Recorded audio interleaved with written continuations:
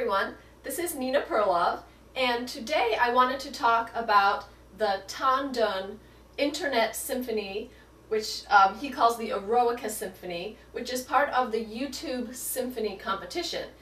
Now, if you don't know what I'm talking about, then I suggest you go to www.youtube.com/symphony, and that will explain to you the contest and the required music. And go to that page, click the Prepare button, and from there select Flute, and you can download a copy of the music, print out that music before watching this video, and you'll know what I'm talking about.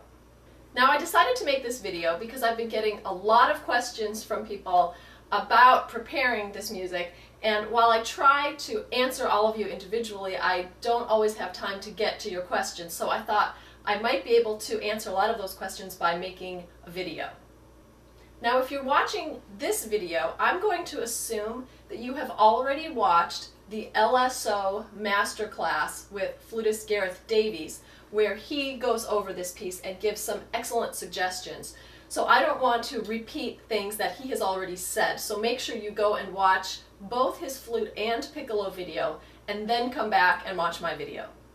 Now, I want to make it clear that I am in no way involved with the YouTube Symphony contest. I'm not a judge, I'm not on the committee, I have no contact with the organizers of this competition. In fact, my only tie to the competition is, like you, as a potential entrant. So if I say something in this video that contradicts what your teacher has said as you're preparing this video, then go with your teacher, because your teacher is the one who is working with you individually and knows your own strengths and weaknesses and has their own vision for how you can be your best, knowing you individually. So if something I say is different from what your teacher has said, I suggest you do what your teacher says. Okay, so let's talk a little bit about preparing your audition. First of all, if you've read the instructions for the contest, you know that the idea for the Tan Dun piece is that everybody makes a video, submits it, the winner's videos are pieced together to create a virtual symphony.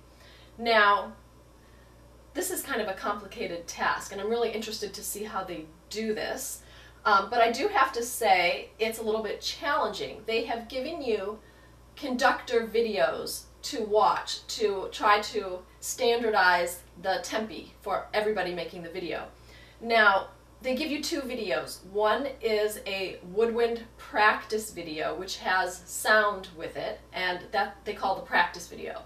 And then there's the silent virtual conductor video, which is the one that they intend for you to use when actually making your audition video. So remember that there can't be the sound playing in the background, because they're going to try to piece your video in together with the other videos, and they don't want to have any sound in the background for that.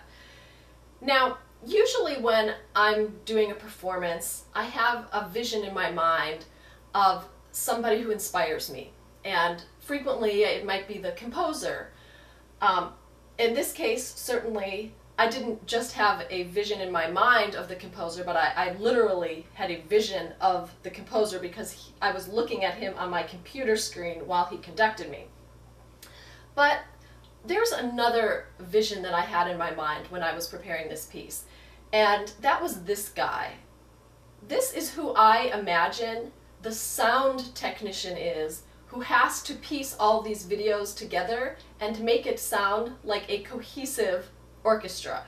I don't know how he's going to do it, but I imagine it's not going to be an easy job.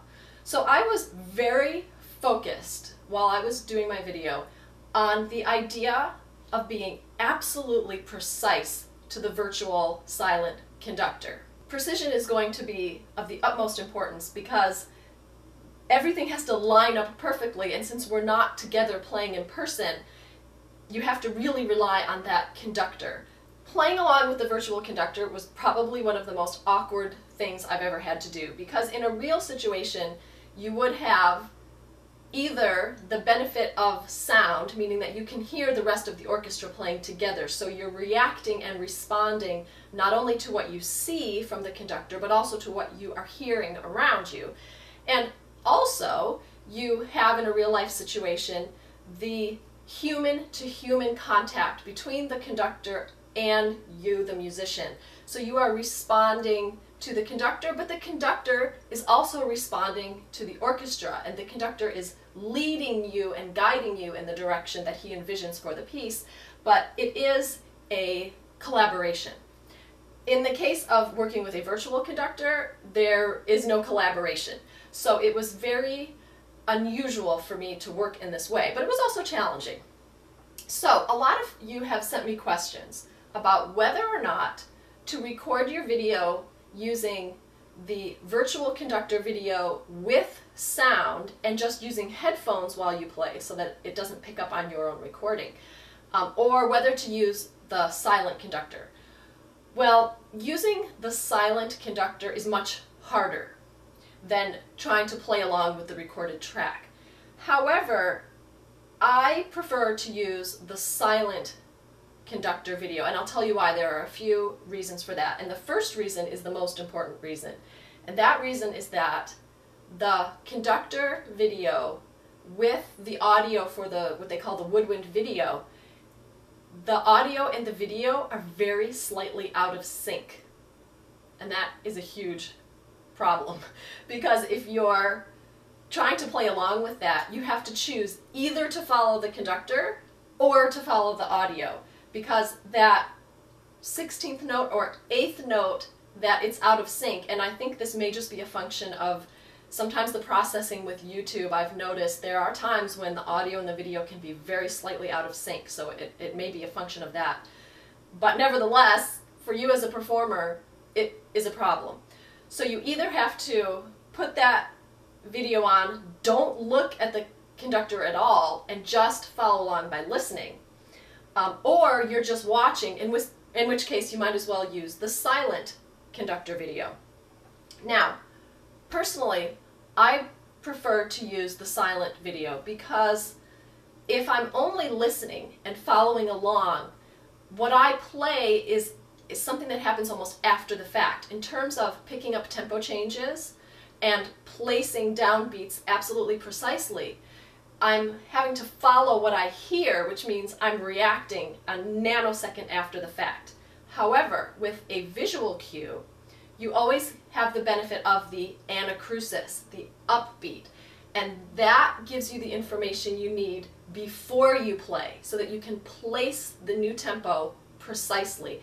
And because I was so concerned with the importance of precision in this competition, I chose to make my video with the silent virtual conductor, even though it was probably more difficult. Now, another problem that I encountered, which was on the video with the conductor with sound, and so I'm not sure if this was strictly a function of it being out of sync or if it was a function of a change that was made to the score. The very first gesture that we have, which is in measure 3 and 4, the pickup to measure 4, on the video with sound, if you will look at it very carefully, it is played on the beat rather than as a pickup. It's played bum bum, but it's actually written in our parts as a pickup, bum bum. Now I noticed it sounded like from the orchestra version that it was also played on the downbeat, so I'm not sure if this was a change that was made to the score or if it's just a function of the audio and video being slightly out of sync. But that is the kind of detail that made it very difficult for me to try to play along with the audio recording, and which is why I chose to just give a strict interpretation of the score that was in front of me, so that I could be sure that that gesture was 1, 2, 3 is held, then you get beat 4, bum, bum. So make sure you look at that very carefully.